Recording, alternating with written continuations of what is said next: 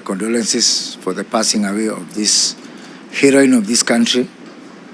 And as we are saddened by her demise, we also celebrate her life. And most important, the fortitude and the consistency. Mukamikimathi never changed her ideals, despite living her life under very difficult conditions, and despite watching as many other of us enjoyed the benefits which her and her husband, Dedan Kimathi, struggled and fought for, even with Kimathi paying for his life. And for us, it is actually a call to patriotism and a call to look at the interest of the nation and the interest of future generations over our interest. Mukamikimathi and Dedan Kimathi may have passed away, but the question still lingers. Did we get the fair dividend of the struggle for freedom? And did those people who sacrificed most for this country to be where we are, did they reap the dividend? That question will not die with Mukamikimathi, did not die with Dedan Kimathi, will not pass away because of our generation. It will linger for a long time to come. And actually, it's one of the questions that we as a country have to grapple with. I want to say that ourselves as a leadership, under the leadership of the Deputy President, we had our plans, which were actually supposed to launch next week, to support this family. And I am sure that under the leadership of the Deputy President, we are going to continue with those plans and stand with the family. Most important, not just the family members, but the legacy of Dedan Kimathi and Mukamikimathi must be institutionalized. I take this opportunity to ask our Almighty Lord to rest her soul in eternal peace. We have woken up to the very sad news on the passing on of Mukamikimathi, the widow of Field Marshal Dedan Kimathi Washuri, the hero of our liberation struggle, the man who led our gallant freedom fighters in the Aberdare Mount Kenya forest to drive away the white colonialists and get our freedom back on our land. Mukamikimathi has been the symbol of resilience. She has been the symbol of our defiance to oppression. She has been the mother of our liberation struggle, and she has been the beacon of hope surrounding the freedom fighters and their descendants. We are therefore, as a nation, very, very saddened that we have lost our mother, who has been ailing for a while.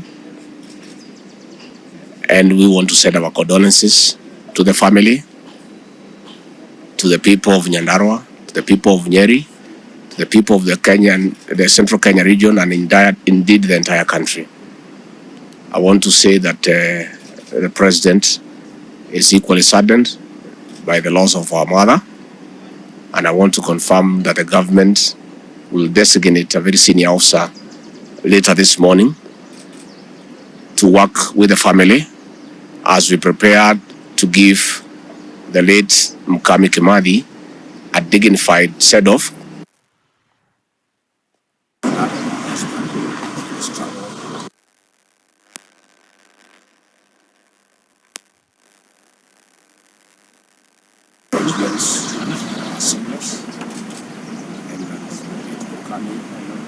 Is given a befitting send-off.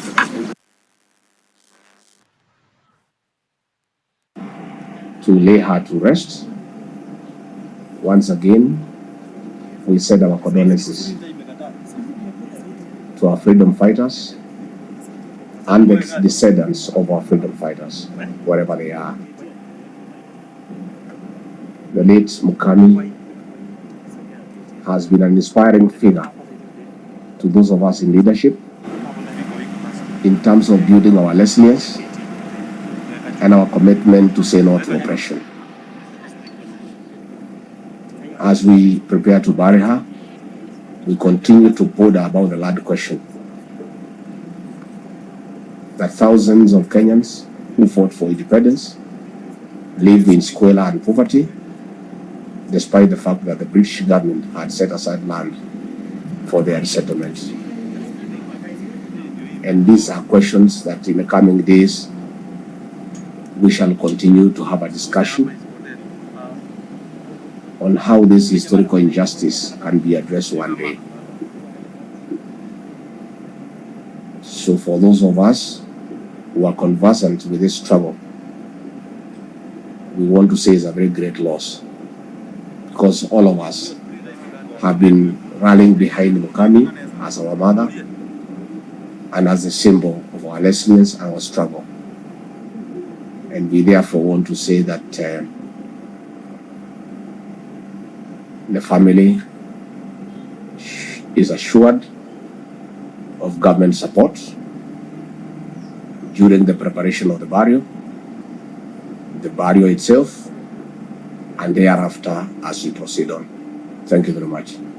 Let me join His Excellency the Deputy President in mourning our mother, who some of us have known, have had a chance of meeting, and from the history of our parents, we know the great role she played. Among other women, some of our mothers knew her personally because of the work they did during the emergency times. So as a nation, we have every reason to mourn and give her a great send-off, and also request the current leadership, and more so the Deputy President, will lead us in organizing her funeral, and also telling us how we should address this historical injustice of land, because this is something we know. I personally saw the Mau Mau heroes who left the forest. I was a young girl when they were told to come out into Rengo Stadium. I may not have really known what we were going to see, but I remember seeing men with long hair going all the way to their feet. When they were told they come out, they will be given land. So some of us know a bit of that history. Some of us know the roles played by our mothers who used to feed the Mau Mau.